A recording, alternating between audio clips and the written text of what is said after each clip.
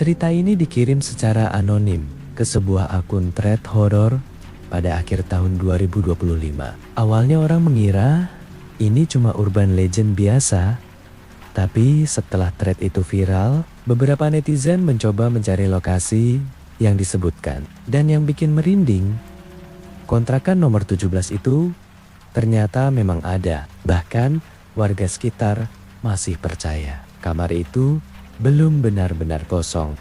Nama gue Arya. Awal 2025 gue pindah ke Bandung karena diterima kerja sebagai editor freelance. Karena gaji pertama belum turun, gue nyari kontrakan murah. Dan itu kesalahan terbesar gue. Permisi Bu, masih ada kamar kosong? Ada. Yang berapa ya Bu? Nomor 17. Harganya? 700.000. Murah banget. Kalau cocok ya ambil aja. Jawabannya aneh. Datar, kayak orang yang gak peduli kamar itu laku atau enggak. Kontrakannya ada di ujung gang kecil. Sepanjang jalan, gue ngerasa diperhatiin. Tapi pas nengok, gak ada siapa-siapa. Kamar nomor 17 ada paling ujung. Sendirian, jauh dari kamar lain.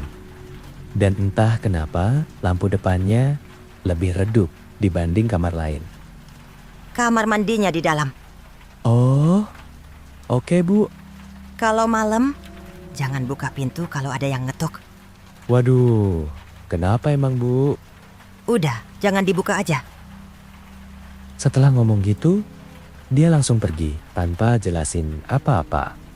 Malam pertama aman. Gue bahkan mulai mikir mungkin ibu itu cuma bercanda. Tapi malam kedua, awalnya pelan, kayak orang ngetuk pakai kuku. Siapa? Pak, Bu. Gue lihat dari lubang pintu, kosong, gang depan kamar sepi.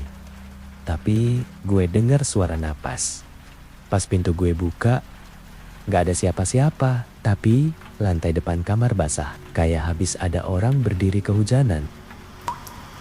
Anjir. Malam berikutnya, jam 2:13 lagi. Kali ini lebih keras.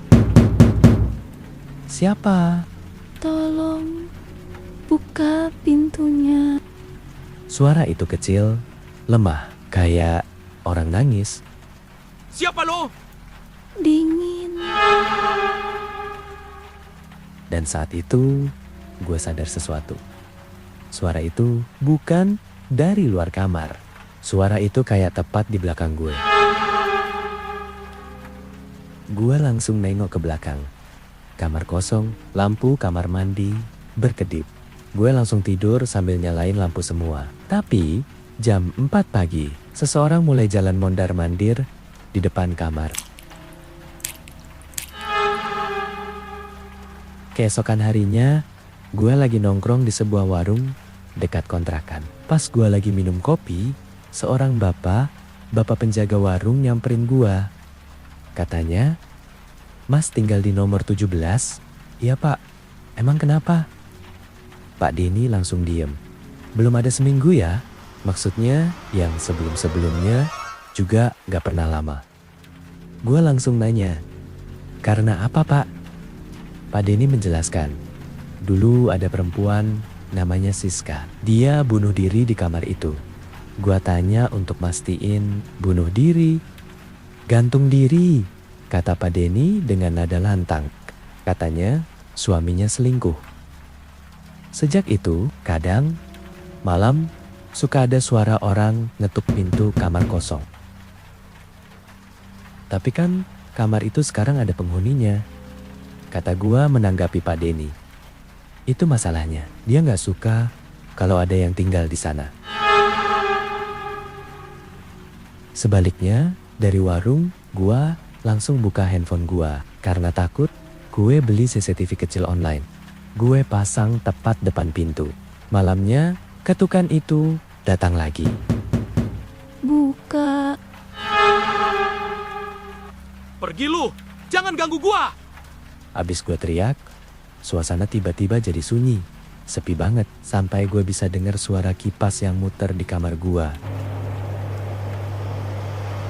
Keesokan harinya, gue ngecek hasil rekaman CCTV. Dan momen ini yang paling bikin gue trauma. Suara ketukan itu terdengar dengan jelas dari rekaman CCTV. Tapi tidak ada siapa-siapa di luar. Gue coba rewind videonya, pelan.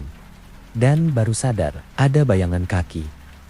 Tapi bayangannya berasal dari dalam kamar. Dan waktu gue sadar itu kamar mandi gue bunyi.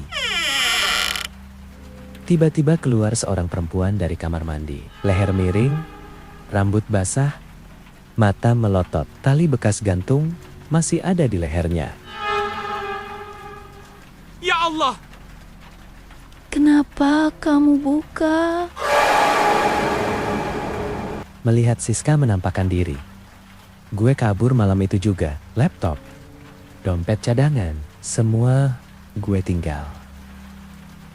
Gue memutuskan untuk pergi dari kontrakan sampai keesokan harinya.